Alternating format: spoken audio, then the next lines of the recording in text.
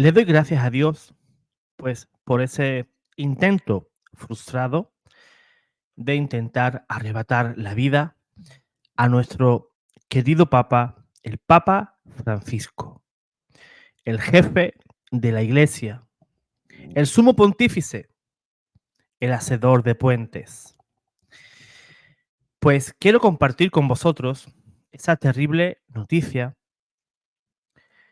que gracias a Dios, pues, no se ha llegado a consumar. La palabra de Dios es clara. En Apocalipsis dice nuestro Señor Jesús que Él es el Señor de la vida y Él es el Señor de la muerte. O sea, Él nos da la vida y Él también nos la quita. Es Él el que nos llama a su presencia. Y no antes. El hombre no tiene poder para eh, coartar ese derecho de Dios, sino que es Dios cuando permite que un hecho pase, que un hecho ocurra. Entonces, con ese beneplácito de Dios ocurre. Yo no voy a morir el día que un hombre quiera, ni cuando yo quiera, sino cuando nuestro Señor Jesús lo tenga establecido. ¿En qué circunstancias? No lo sé, no lo sé. Pero siempre la Iglesia nos enseña a pedir, pues, que no perdamos la vida, pues, de una manera desgraciada o de una manera, pues, inmediata, ¿verdad? Es preferible pasar una dura y larga enfermedad, que es tiempo de arrepentimiento y ponernos a cuentas con Dios antes que perder la vida, pues, de manera repentina. Vamos a compartir pantalla. Aquí. Estamos viendo la noticia, la fatídica noticia. Atentado frustrado contra el Papa Francisco en Indonesia. 7 detenidos, un dron y propaganda de Estado Islámico. O sea, ya sabemos quién estaba detrás, pues, de sembrar el terror allí donde estaba el Papa Francisco. La palabra de Dios es clara. Si a mí me han perseguido, a ustedes también os van a perseguir. Y os van a buscar también para quitaros la vida. Y el Papa Francisco, como un fiel apóstol de Cristo, pues ese mismo día estaba expuesto ante ese peligro. Porque los cristianos no caminamos tranquilos por esas tierras. Es más, muchos celebran su fe de manera clandestina.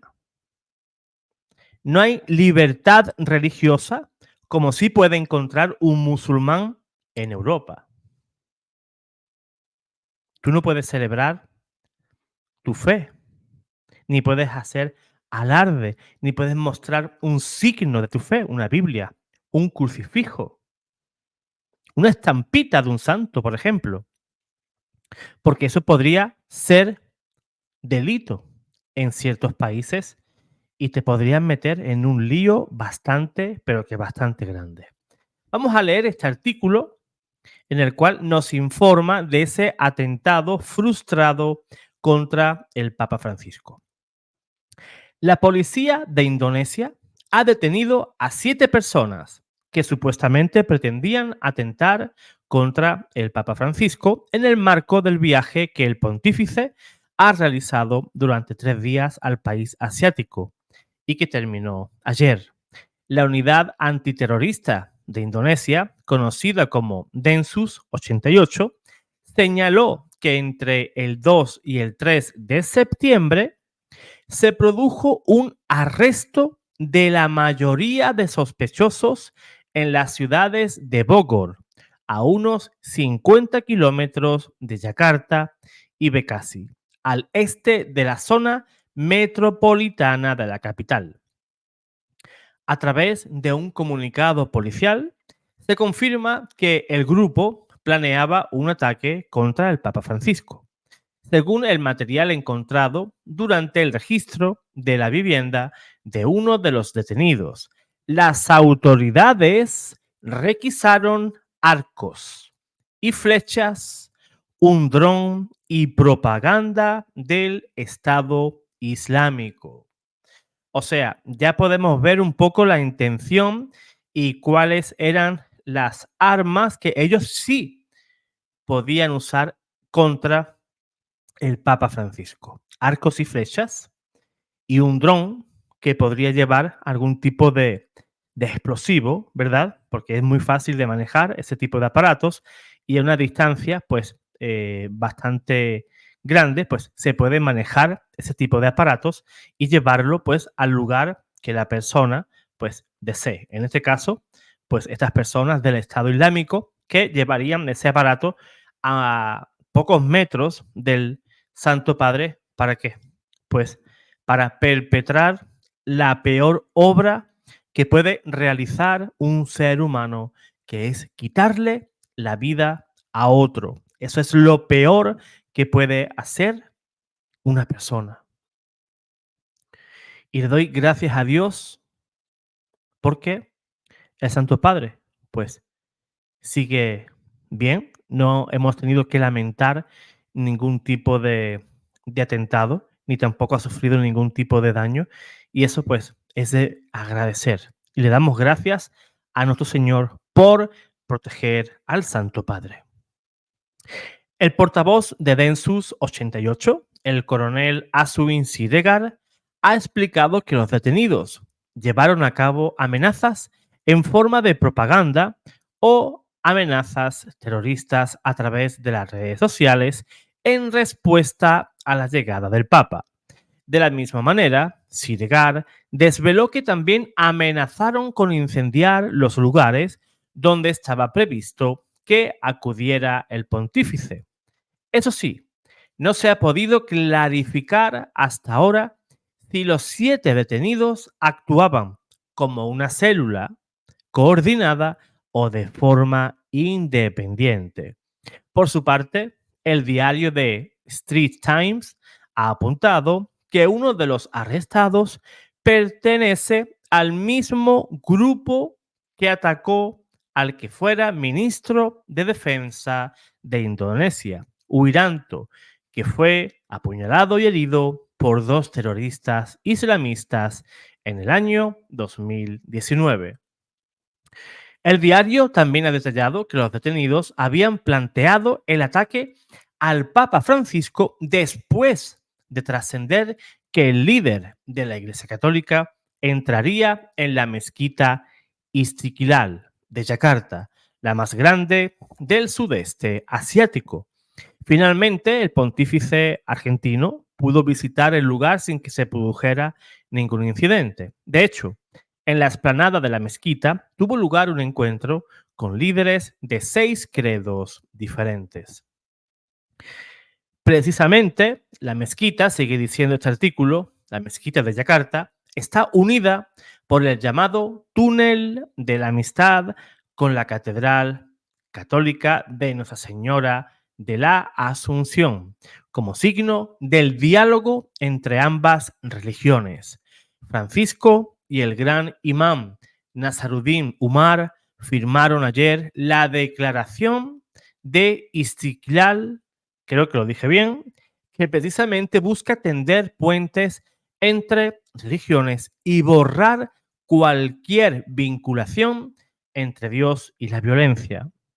Es más, uno de los objetivos que desde el punto de vista diplomático buscaba la Santa Sede con este viaje a Indonesia es precisamente poner en valor el Islam moderado que se vive en el país desde el respeto a la libertad religiosa frente al extremismo que se profesa en otras latitudes del continente. Pues no entiendo cómo